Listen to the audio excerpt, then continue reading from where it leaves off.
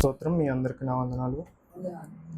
మరి ఈరోజు మనం చదువుకున్న ఈ ఎస్తేరు గ్రంథం 9వ అధ్యాయం మనం చూసినప్పుడు, మరి దీనికి క్రితం అధ్యాయంలో మరి మొర్దెకై ఏదైతే ఆ రాజు హామాను ద్వారా రాయబడిన శాసనం మార్చబడిందని తెలిసిన తర్వాత, తనకు ఉంగరం వచ్చిన తర్వాత మరొక కొత్త శాసనాన్ని రాసి మరి 127 సంస్థానాల్లో ఉన్న యూదులందరికీ కూడా మరి మన మీదకు రాని ఉన్న శత్రువుల్ని మనం జయించడానికి యుద్ధం చేసి మనల్ని మనం కాపాడుకోవటానికి సిద్ధంగా ఉండాలని వాళ్ళందరికీ పత్రికలు పంపటం మనం చూసాం. మరి పంపించిన పత్రికలు అది 3వ నెలలో పంపించడం మనం చూస్తాం. ఇక్కడ 12వ నెలలో మరి ఆ దినం వచ్చినప్పుడు యూదులందరూ కూడా మరి చేరి ఆ పోరాటాన్ని చేసి ఆ విజయం పొందడం మనం చూస్తున్నాం. ఇక్కడ 9వ అధ్యాయం 3వ వచనం చూసినప్పుడు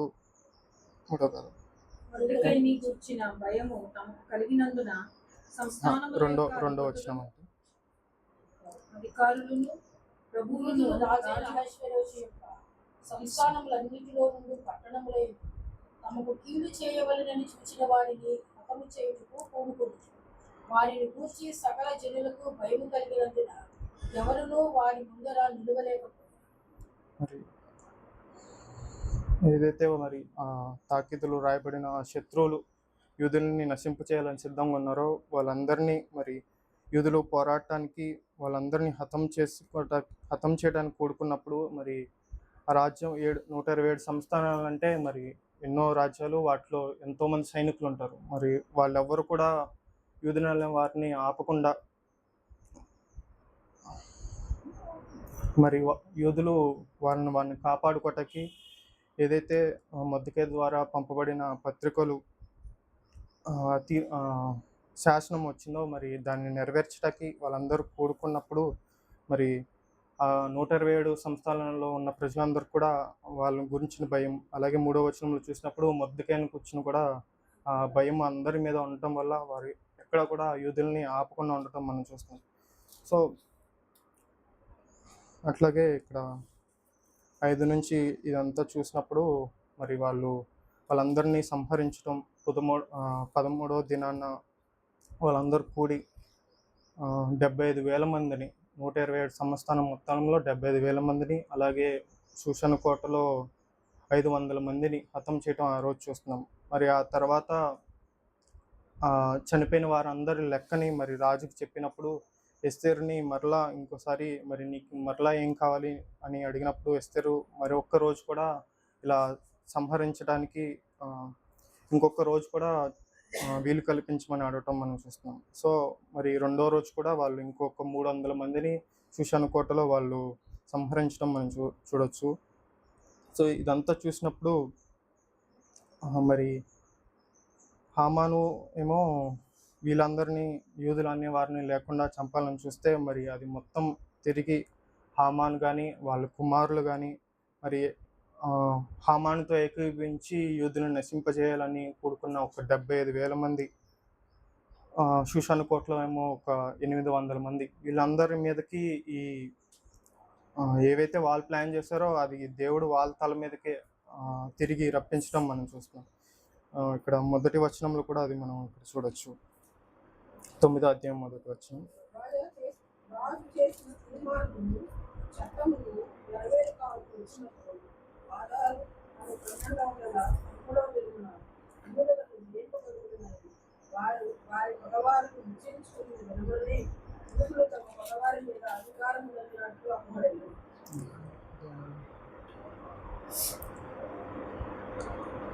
అలాగే ఇక్కడ 24వ వచనం. యూదులకు శత్రువు ప్రమోదాత కుమారుడైన అగాధీయుడైన హామాను యూదులను సంహరింపగలిగి వారిని నాశనపరిచి నిర్మూలన చేయవలెనని పూలు అనగా చీటీ వేయించి ఉండగా ఎస్తేరు రాజు ఎదుటికి వచ్చిన తరువాత రాజు అతడు యూదులకు విరోధంగా తలపెట్టిన చెడు యోచన తన తల మీదకే వచ్చినట్లుగా చేసి వాడును వారి కుమారులతో ఉరికొయ్య మీద ఉరి తీయబడినట్లుగా ఆజ్ఞ వ్రాయించి ఇచ్చాడు. సో మరి ఏదైతే హామాను అనే ఒక్కడి గర్వం కానీ ఈగో అనొచ్చు. సో తనకు నమస్కారం చేయలేదని మరి ఒక్క మనిషి మీద కాకుండా ఆ జనాలందరినీ చంపాలని చూసినప్పుడు మరి ఏదైతే తను దేవుని ప్రజలను నశింపజేయాలనుకున్నాడో మరి అది మరి అతని మీదకిని, అతని కుమారుల మీదకి మరి మరి అతనితో ఏకీభవించిన చెల్లెలందరి మీదకి కూడా అది వచ్చి మరి ఎంతోమంది ఆ రోజు నశించిపోవడం మనం చూస్తున్నాం. సో ఏదైతే ఎప్పుడైతే ఒక ఇద్దరు భక్తులు మరి దేవుడికి లోబడి ఆహ్, దేవుని ఎదుట ఉపవాసం ఉండి ప్రార్థన చేసి మరి వేడుకున్నప్పుడు మరి ఆ పరిస్థితులన్నిటినీ దేవుడు మార్చివేయటం మనం చూస్తున్నాం. సో ఏదైతే ఫస్ట్‌గా ఎస్తేరు రాణి అయిన తర్వాత మరి తను రాజు దగ్గరికి వెళ్ళటానికి కూడా ఎంతో భయపడి ఉన్నప్పుడు తను మరి 3 రోజులు ఉపవాసం ఉండి ఆహ్, ఆ దండం ఏదైతే ఉందో నా నా ఎదు నా మీ నా వైపు చూపించకపోతే నేను మరి అది మరణశిక్ష ఉంటారని మరి ఎస్తేరు అక్కడ చెప్పటం మనం చూస్తున్నాం. సో రాజు చూస్తేనేమో తను తీసుకునే ప్రతి డెసిషన్ కూడా మరి తన కిందున్న అధికారులందరితో చర్చించి వాళ్ళు ఏదైతే సజెస్ట్ చేస్తారో దాన్ని తీసుకునే ఒక రాజుగా మనం ఆహ్, ఆ రాజును మనం చూడొచ్చు. కానీ ఎప్పుడైతే మరి మొర్దెకై, ఎస్తేరు గాని మరి మొర్దెకైతో ఏకీభవించి కొంతమంది యూదులు గాని ఆ సమాజ మందిరంగా చేరి వాళ్ళందరూ ఉపవాసం ఉండి ప్రార్థించినప్పుడు ఆహ్, మనం నిన్న కూడా చదువుకున్నాం.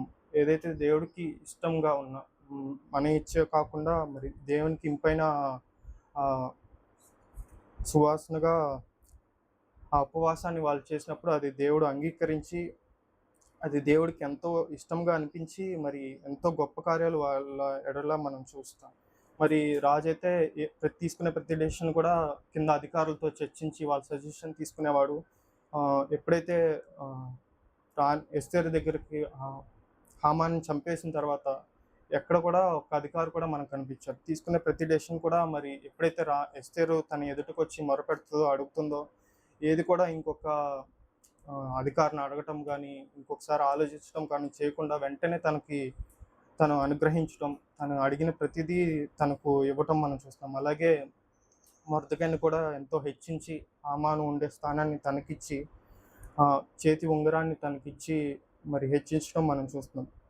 సో ఈళ్ళు మరి ఇద్దరు కూడుకొని మరి దేవుని ప్రజలు కాపాడటానికి వారు లోబడినప్పుడు దేవుడు వాళ్ళ పక్షాన నుండి ఎంతో గొప్ప కార్యంగా రాజును త్రిప్పివేయటం మనం చూస్తున్నాం. అలాగే వాళ్ళ శత్రువైన హామాను తలంచిన చెడుతనం అంతటిని కూడా మళ్ళా తిరిగి వాని తల మీదకి, వాళ్ళ పిల్లల తల మీదకి తీసుకురావటం మనం చూస్తున్నాం. సో వాళ్ళు ఎంతో దేవుడికి లోబడినట్లుగా వాళ్ళు చేసిన ఉపవాస ప్రార్థన ఎంతో గొప్పదిగా నాకు అనిపించింది. అలాగే ఇక్కడ కూడా చివరిగా వాళ్ళు జయించిన తర్వాత కూడా ఇక్కడ 29వ వచనంలో అప్పుడు పూరీమును గూర్చి రాయబడిన ఈ రెండవ ఆజ్ఞను దృఢపరచుటకు అబీహాయిలు కుమార్తెయును రాణియునైన ఎస్తేరును యూదుడైన మొర్దెకయును ఖండితముగా వ్రాయించిరి. మరియు యూదుడైన మొర్దెకయును రాణి అయిన ఎస్తేరును యూదులకు నిర్ణయించిన దానిని బట్టి వారు ఉపవాస విలాప కాలములు ఏర్పరచుకొని అది తమ మీదను తమ వంశపు వారి మీదను ఒక బాధ్యత అని ఎంచుకొని వాటిని జరిగించదమని ఒప్పుకొనిన ప్రకారముగా ఈ పూరిము అను పండుగ దినములను స్థిరపరచుటకు అతడు అహష్వేరోషు యొక్క రాజ్యమందు 127 సంస్థానములలో ఉన్న యూదులకందరికీ వారి క్షేమము కోరినట్టు విశ్వాసార్థములగునట్టు మాటలు గల పత్రికలు పంపెను. సో వాళ్ళు కష్టకాలంలో ఉన్నప్పుడు కూడా ముందుగా ఉపవాసం ఉండి ప్రార్థన చేయటం చూస్తున్నాం. అలాగే వాళ్ళు గెలిచిన తర్వాత కూడా ఆ సెలబ్రేషన్‌ని దేవుడికి ఇచ్చే థ్యాంక్స్ గివింగ్‌ని కూడా ఒక ఉపవాసంతో వాళ్ళు చేయటం మనం చూస్తున్నాం. సో వాళ్ళు ఎంతగానో లోబడి మరి దేవుడికి ఇష్టంగా ఉండే ప్రవర్తన, దేవుడికి ఇష్టమైన భక్తి, దేవుడికి ఇష్టమైన ఉపవాసం చేసి మరి ఎన్నో గొప్ప కార్యాలు వాళ్ళు చేయటం మనం చూస్తున్నాం. సో ఇలాంటి పరిస్థితుల్లో శత్రువు రాజ్యంలో ఉండి కూడా చెరగా తీసుకొని పోబడిన రాజ్యంలో కూడా వాళ్ళు ఎస్తేరేమో ఒక రాణిగా అయ్యేంత స్థితి, అలాగే మొర్దెకై ఏమో ప్రధానమంత్రిగా ఉండి మరి ఆ 127 సంస్థానాలు మరి దాంట్లో ఉన్న ప్రతి అధికారి, ప్రతి ప్రభువు, ఆ సంస్థానం మీద ఉన్న ప్రతి ఒక్కరు కూడా మరి మొర్దెకైకి భయపడేంత స్థితిని మరి దేవుడు మొర్దెకైని ఇవ్వటం మనం చూస్తున్నాం. ఇలాంటి ఒక పరిస్థితిని మనము యోసేపుకు చూడొచ్చు. యోసేపు ఒకరు, అలాగే దానియేలు. వీళ్ళు వీళ్ళు కూడా చెరగా అమ్మ యోసేపేమో చెరలోకి అమ్మబడి, దానియేలు కూడా చెరగా తీసుకొని పోబడి స్థితిలో వాళ్ళు ప్రధానమంత్రులుగా ఉండి రాజు దగ్గర వాళ్ళకి సజెషన్స్ ఇచ్చి మరి ఎంతో ఘనతను వాళ్ళు పొందుకున్నారు. సో వీళ్ళందరూ చూసినప్పుడు కూడా వాళ్ళు ఎంతో లోబడి, ఎంతో భక్తులు.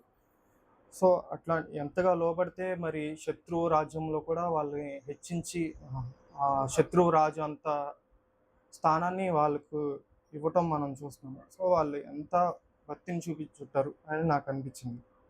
అది కానీ మన స్థితి మనం చూసుకుంటే మాత్రం ఒక్కరోజు 2 రోజులే మనం ఆ భక్తిని చూపించగలుగుతాం. మనం బాగా ఒక మంచి వాక్యము విన్నప్పుడు ఒక 1 వీక్ వరకు బాగా అది మనకు మండుతూ ఉంటుంది. కానీ మళ్ళీ ఏదైనా పరిస్థితి ఎదురైనప్పుడు మరలా చల్లబడిపోతాం, మరలా మామూలు అయిపోతుంది.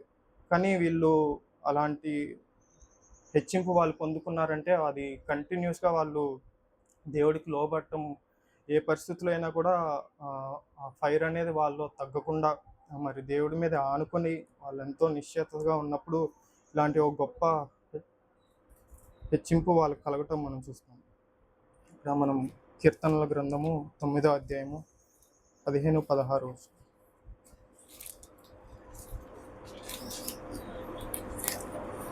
తాము తవ్విన కుండము జనులు నిండిపోయేది. తాము వదిలిన వలలో వారి కాలు చిక్కబడి ఉన్నది. యెహోవా ప్రత్యక్షమాయెను, ఆయన తీర్పు తెచ్చి ఉన్నాడు. దుష్టులు తాము చేసుకున్న దాంట్లో చిక్కి ఉన్నారు.